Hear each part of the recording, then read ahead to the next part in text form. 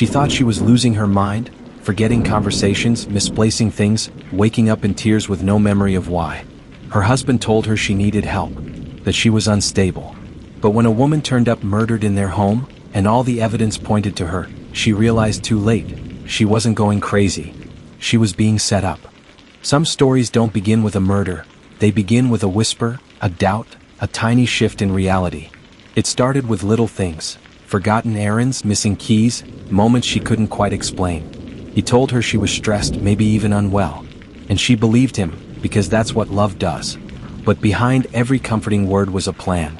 A slow, silent war on her mind. And by the time the blood was spilled, no one could tell what was real anymore. Not even her. At first glance, no one would have suspected a thing. The Rowlands, Daniel and Erica, seemed like they had it all. Living in the picturesque New England town of Ashburn Falls, Massachusetts, their home stood on a tree-lined street where neighbors waved at each other and lawns stayed perfectly trimmed. Daniel Rowland, 38, was a partner at a well-known law firm in Boston, commuting into the city every weekday in a spotless navy blue Tesla. He was known around town as polite, successful, and dependable. Erica, his 34-year-old wife, was quieter. She stayed home to raise their daughter, Sophie, and led a local book club at the Ashburn Falls Library. Her friends would often describe her as gentle, sensitive, and just a little shy. They had been married for 10 years. From the outside, it was the kind of marriage people envied. Birthday parties with Pinterest-level decorations, Christmas cards featuring color-coordinated sweaters, and frequent couples photos on Instagram captioned with "Blessed" and "My Rock." But behind closed doors, things were different. Erica began to forget things. Not just misplacing keys or forgetting an appointment, but entire conversations, errands, and even where she had parked her car the day before. She started waking up in the middle of the night in a panic, convinced she'd hurt someone or broken something, only for Daniel to hold her gently and say, "You're okay, sweetheart. It's just one of your episodes again." At first, Erica blamed the stress of motherhood, of feeling isolated in a small town while Daniel grew more powerful and distant. But gradually she began to wonder, was something wrong with her mind? Daniel certainly seemed to think so. He began to suggest therapy. Then he suggested a psychiatrist. Before long, Erica was on a cocktail of medications, antidepressants, anti-anxiety meds, even sleeping pills. Her world grew foggy. She stopped attending book club. She stopped driving. And when friends asked if she was okay, she'd laugh nervously and say, "Just tired. Just overwhelmed. Daniel's been so patient with me." But the truth was, Daniel wasn't being patient. He was being methodical. He began planting seeds. "You told me last night you were going to cancel your credit cards, didn't you?" he'd ask when she'd forgotten to pay a bill. Or, "You were crying in the kitchen for half an hour. You don't remember?" Over time, Erica stopped trusting her own memory. Daniel was always calm, always reasonable, always the loving husband, which only made her look more unstable. What Erica didn't know was that Daniel had been preparing for this for years. Behind the curated Instagram life and dinner parties, he had been tracking her behavior, documenting her episodes, recording her breakdowns, and even secretly installing audio monitors in the home. His goal wasn't just to undermine her reality. It was to build a narrative in which he was the hero, and she was the danger. The tipping point came in February 2023, when Erica woke up to find the kitchen in chaos. Shattered dishes on the floor, a smashed phone, and her arm bleeding from a shallow cut she couldn't explain. Daniel said she had attacked him during the night, that she'd screamed about someone following her, that she'd thrown things, and then blacked out. She had no memory of it. 2 days later, Daniel filed a police report, not to press charges but to document concerns about his wife's mental state. "I love her," he told officers, "but I'm scared she might hurt herself, or me, or our daughter." To the world, it was a man trying to protect his family. To Erica, it was a fog she couldn't escape. And 2 months later, when Daniel's coworker turned up dead in the Rowlands' guest bedroom, with Erica kneeling beside the body in shock, it was all too easy for police to believe the story Daniel had already built, that his wife had finally snapped. But what no one realized, yet, was that the real architect of the crime had been in control the whole time. And the woman labeled as unstable was the only one who could unravel the truth. If this story already has you questioning what's real and what's manipulated, you're not alone. The deeper we go, the darker it gets. Do well to subscribe and stay tuned as we dive into what happens next, because soon, a body is found, and the truth begins to unravel. She opened her eyes to the sound of silence, Too still, too heavy. There was blood on her hands, streaked across the kitchen tiles, and a woman's lifeless body slumped against the wall. Her husband stood in the doorway, face pale, voice shaking. "Erica, what did you do?" But the real question was, what had he done long before that moment? It was supposed to be a normal Sunday morning. At least, that's what Daniel Rowland told police when they arrived at 6:17 a.m. The 911 call was calm, methodical, and chilling. "There's a woman in our home. She's not breathing. My wife, she doesn't remember what happened." When officers entered the house on Oak Ridge Lane, they found Erica sitting on the floor, rocking slightly, her hands trembling and covered in blood. Her hair was matted, her robe stained. She wasn't crying. She wasn't speaking. Just frozen. The body beside her belonged to 35-year-old Lauren Mercer, a paralegal at Daniel's law firm. She had been stabbed 3 times in the abdomen. There were no signs of forced entry, no broken windows, no struggle. It looked like she had come willingly into the home. Police would later determine she died around 3:30 a.m., and the only fingerprints on the knife were Erica's. From the moment the scene was secured, Daniel took on the role of a devastated husband caught in an unimaginable tragedy. He kept saying the same thing over and over, "I tried to help her, but she's been getting worse." Detectives were quick to notice Erica's disoriented state. She was confused, incoherent, and kept whispering, "This isn't real. This can't be real." When they asked her why Lauren was in her home, she simply shook her head. "I don't know. I don't remember." And to everyone in that room, it looked like a textbook mental break turned violent. But there was something that didn't sit right with one officer, Detective Alana Rhodes. She'd seen genuine psychotic breaks before. She'd seen guilty ones too. But what struck her wasn't what Erica said, it was what Daniel didn't. In her statement, Erica said she remembered going to bed around 11 p.m. with Sophie tucked in and Daniel asleep beside her. She didn't recall waking up, didn't remember Lauren entering the house, and certainly didn't remember a knife. When asked about Lauren's presence, Daniel offered a chilling explanation. "She was having an affair with me. I tried to end it. She showed up in the middle of the night, threatening to tell Erica. I think Erica overheard." That admission flipped the entire narrative. Now Erica had motive, not just madness. A betrayed wife, a history of psychological instability, and a violent outburst she couldn't even deny, because she didn't remember it. But Rhodes wasn't ready to close the case so easily. The forensics didn't quite match Daniel's version of events. Lauren's wounds weren't consistent with a struggle or frenzied rage. They were deliberate, precise. The murder weapon came from the kitchen block, wiped of prints except Erica's, and oddly placed neatly beside the body. And then there was Daniel himself, so calm, so composed. Too composed. Rhodes asked for security footage. The Rowlands' home was equipped with a basic home surveillance system, but conveniently, Daniel claimed the indoor cameras hadn't been functioning for weeks. "We've been meaning to fix them," he said. Rhodes requested phone records. Erica's phone was shattered, reportedly dropped by her in a panic after discovering the scene, according to Daniel. But Lauren's phone painted a different story. There were no messages or calls to Daniel that night. No sign she was on her way over. Her last text was at 10:42 p.m. to a friend, saying she had gone to bed early after a long work week. Which begged the question, why was she at the Rowland house at 3:30 in the morning? The next clue came from Erica's medical records that Daniel himself had helped curate over the past 2 years. He had attended every psychiatrist appointment with her, often speaking more than she did. He insisted she needed stronger medication. He insisted she had episodes she didn't recall. And yet, no previous mental health providers had ever diagnosed her with psychosis. What they noted, instead, were signs of emotional exhaustion, disorientation, possible side effects from over-medication. Rhodes dug deeper. She spoke to Erica's sister, Claire, who hadn't spoken to Erica in months. Claire revealed something Erica had never shared with doctors. 2 years earlier, Erica had told her she felt like she was disappearing inside her own life. That Daniel would contradict things she remembered doing, tell her she said things she never said, and accuse her of drinking when she hadn't touched alcohol. He'd say I forgot things, that I was unstable. And after a while, I believed him. Claire begged Erica to leave. Erica said she couldn't. She was too scared she'd never get custody of Sophie.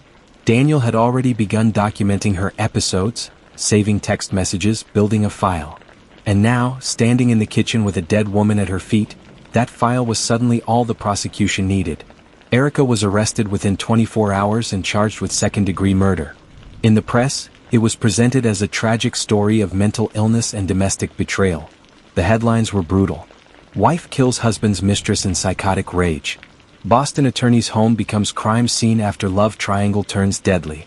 But Rhodes wasn't satisfied. Something told her that this wasn't a story of a woman breaking down. It was a story of a woman being broken, piece by piece, until someone else could step in and take control of the narrative. And maybe even the murder itself. What if everything that made her look guilty was planted, planned, and perfectly timed? If you're still with us, you won't want to miss what's coming. Hit subscribe now because the mask Daniel wore is about to slip. The prosecution didn't need to do much. Erica had blood on her hands. The murder weapon had her fingerprints. And the victim was her husband's mistress. In most cases that would be enough. But this wasn't most cases. As the trial began, Erica's defense attorney, Monica Herron, faced an uphill battle. Her client didn't remember the crime. She couldn't give a timeline. And worst of all, there was a documented history of psychological instability, compiled over 2 years by the man sitting stoically in the gallery, Daniel Rowland. He had built the perfect storm. And now the courtroom became his theater. The prosecution's case was chillingly simple. Erica Rowland was a mentally unstable woman who had discovered her husband's affair and reacted with uncontrollable violence. They emphasized her prescription drug use, her emotional outbursts, and her paranoia, citing Daniel's detailed logs. Jurors heard from a psychiatrist, one recommended by Daniel, who had prescribed Erica a strong combination of benzodiazepines and antipsychotics. The doctor testified that Erica suffered from dissociative episodes and might be capable of violence under stress. Then came Daniel's turn on the stand. He took a deep breath before speaking, his voice calm and mournful. "I loved my wife," he said. "But for years I watched her struggle with her mind. I begged her to get help. I stood by her through breakdowns. And when Lauren showed up that night, I just froze. I never thought it would end like this." He wiped a tear from his cheek as the jury watched, spellbound. But Monica Herron wasn't buying it. She had spent weeks combing through Daniel's carefully curated evidence, text messages, medical logs, home reports, and it all seemed a little too neat.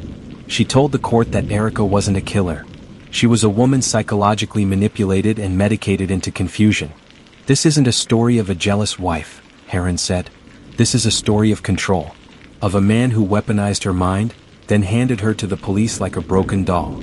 Herron introduced her own expert, Dr. Olivia Chin, a forensic psychologist who specialized in coercive abuse and psychological gaslighting. Dr. Chin reviewed Erica's records and painted a far different picture.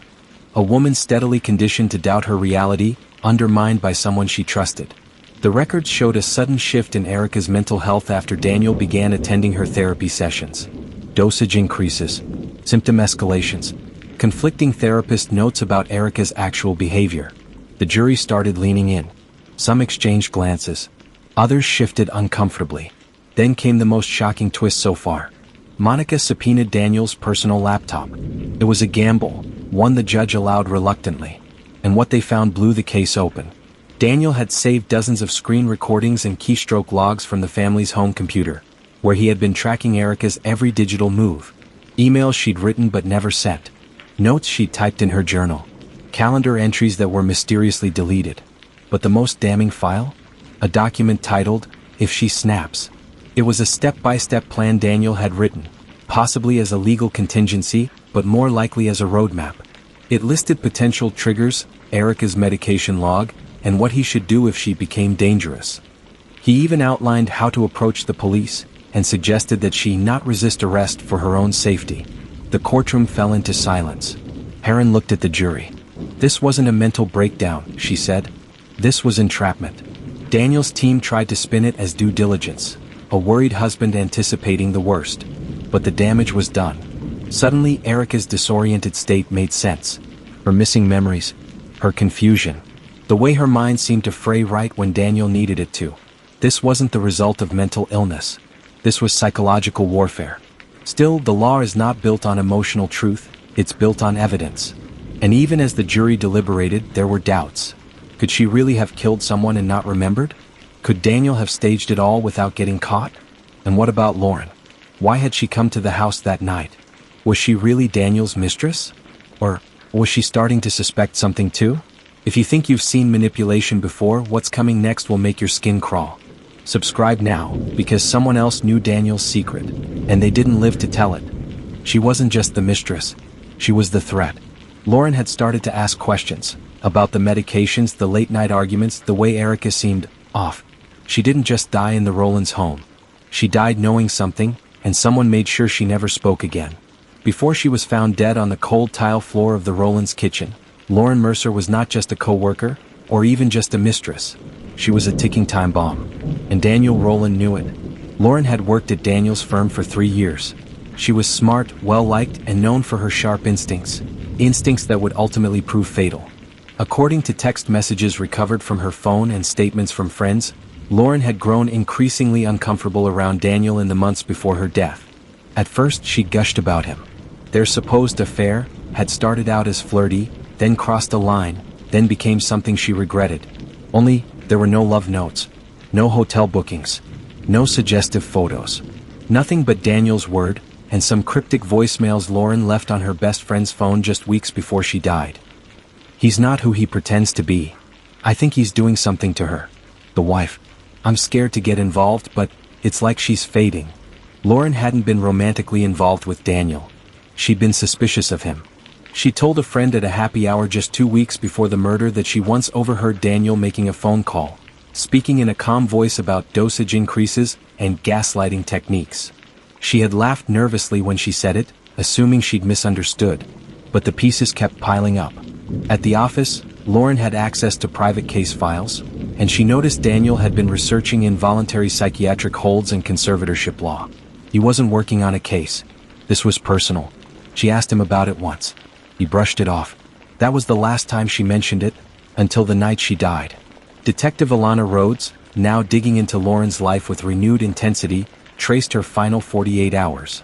Lauren had called a former therapist, one who had worked with both Erica and Daniel during a short-lived couples therapy stint. The therapist, under subpoena, revealed that Lauren was asking questions about Erica's mental health history and how much legal control a spouse could gain in cases of mental illness. She never got the answers. At 3:12 a.m. on the night of the murder, Lauren's phone pinged on a security camera just 4 blocks from the Rowlands' home. Her car was parked around the corner, not in the driveway. She didn't come for a fight. She came quietly, and she never left. The theory that emerged was chilling. Daniel may have lured Lauren to the house under the guise of talking things out, not about an affair, but about what she'd discovered. About Erica. About the files. About the manipulation. And once she was inside, he had the perfect setup. Erica, drugged or disoriented, was already primed to look unstable. A confrontation. A planted knife. A few drops of blood. A little coaching the next morning. Daniel could stage the entire scene, because he'd been staging Erica's mind for years. When Rhodes uncovered deleted audio logs from Daniel's home assistant, files he had tried to erase but remained in cloud backup, she found something damning. A recording from the night of the murder. Muffled voices. A woman's voice, Lauren's, saying, "You can't do this. She's your wife." Then a thud. Silence. And Daniel saying calmly, "You need to calm down." I said calm down. It wasn't definitive, but it was enough to shatter the illusion. Still, Daniel's legal team argued the audio was circumstantial, that the timestamps were unclear, that Lauren had attacked Erica in a jealous rage and Erica defended herself without remembering it. But Rhodes knew better. Lauren wasn't a mistress. She was a witness. And Daniel made sure she never got the chance to speak. As new evidence mounted, Erica's charges were re-evaluated. Her defense filed a motion for suppression based on manipulation and coercion. The DA's office hesitated. A woman had died. Someone had to answer for it. And that someone might still walk free. Because Daniel Rowland, master of control, skilled attorney, grieving husband, had constructed a reality so convincing, even the system itself struggled to see through it. What happens when justice is up against a man who's rewritten the truth itself? Stay with us and make sure you're subscribed. Because the final mask is about to fall, and someone's going to lose everything. She was confused, broken, and ready to confess, just like he wanted.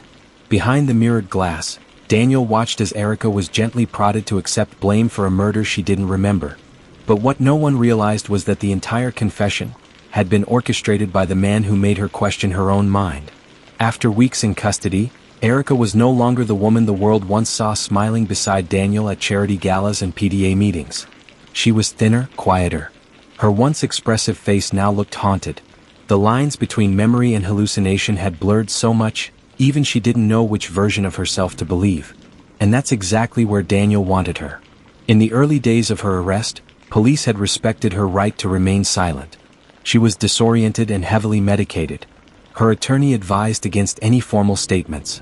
But as pressure mounted and media frenzy grew, the DA's office pushed for closure. They needed a confession, or at least an admission. So they tried again. Detective Rhodes sat with Erica in a soft-lit interrogation room. She wasn't aggressive. She was kind, almost maternal. "Erica, I know you're tired. I know you're scared. But if you can just help us understand anything you remember that night, it could make a difference." Erica blinked slowly. Her lips trembled. She opened her mouth to speak, then hesitated. I think I might have done it." Those words alone could have sealed her fate. But Rhodes knew better than to leap. She looked into Erica's hollow eyes and asked the one question that mattered.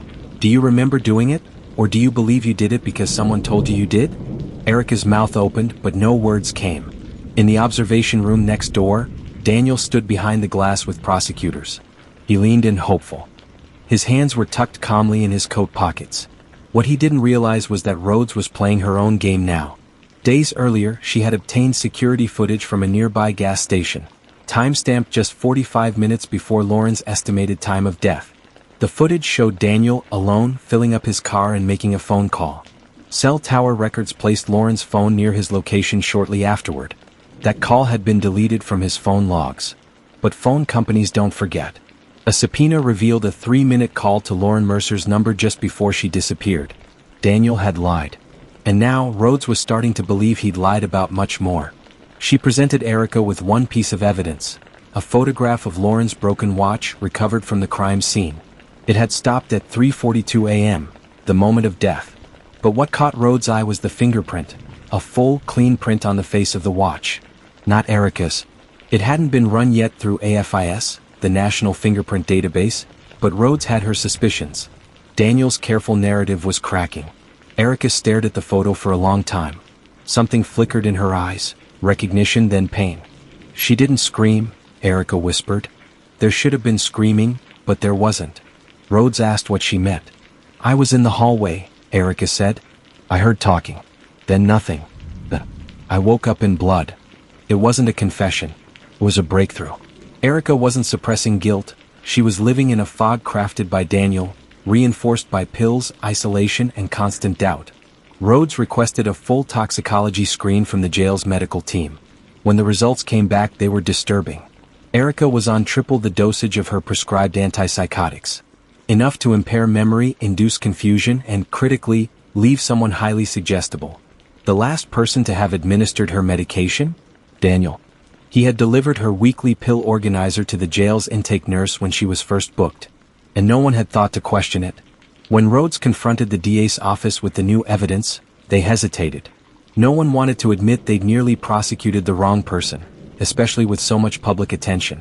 But Rhodes made it clear. You have a victim who's been drugged, manipulated, and made to believe she killed someone. We don't have a confession, we have conditioning. If you go forward, you're not prosecuting a killer. You're finishing what her husband started. The tide finally turned. A motion was filed to dismiss the charges against Erica pending further investigation. But Daniel wasn't out of the spotlight yet.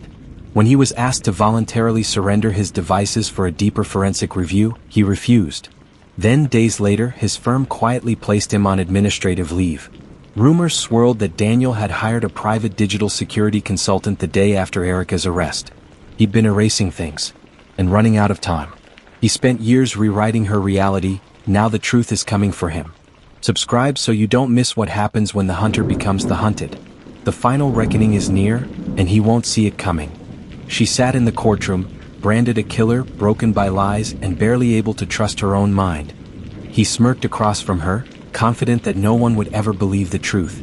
But then a single piece of evidence surfaced. A deleted voicemail. A tech glitch. And suddenly the story he crafted began to crack wide open. Sometimes justice doesn't come in a flash of lightning. It drips, slowly, painfully, through the cracks of deception. And when it finally arrives, it changes everything. The trial began on a rainy Monday morning.